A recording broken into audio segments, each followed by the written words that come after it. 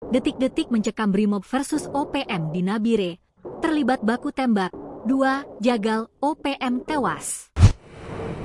Setelah 2 anggota Brimob tewas ditembak di kawasan Puncak Jaya pada Jumat, 16 Mei 2024, kini giliran OPM yang mendapat balasan.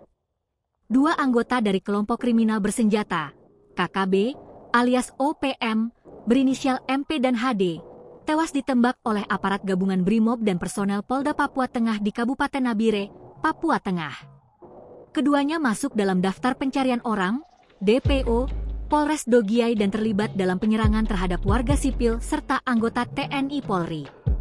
2 eksekutor atau Jagal OPM wilayah Nabire tersebut merupakan anak buah dari John Magayogi. Mereka kerap beraksi di Dogiay dan juga terlibat dengan OPM pimpinan Kodap 11 Odiay Dogiay di bawah komando Brigjen Yonatan M. Pigai. 2 orang terduga anggota KKB tewas setelah diduga melakukan perlawanan saat hendak ditangkap, ujar Kapolres Nabire, AKBP Samuel Tatiratu, kepada wartawan, Sabtu, 17 Mei 2025. Kedua anggota KKB itu tewas ditembak di putaran Philips, kilometer 50, Distrik Uapa, Nabire, pada Jumat 16 Mei sekitar pukul 13.15 WIB. Jasad kedua anggota KKB tersebut telah dievakuasi ke RSUD Nabire.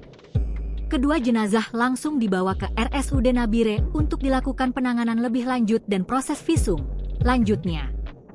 Dalam operasi tersebut, polisi turut mengamankan sejumlah barang bukti, diantaranya 11 butir amunisi 5,565 Tanjung, 1 buah parang sepanjang 50 cm, serta sepeda motor. Selain itu, ditemukan pula kaos dengan gambar bendera OPM di bagian dada. Apresiasi setinggi-tingginya kepada personel yang telah bertugas dengan baik, dan kepada masyarakat yang turut membantu melalui laporan yang akurat, tutupnya. Download Tribun X sekarang, menghadirkan lokal menjadi Indonesia.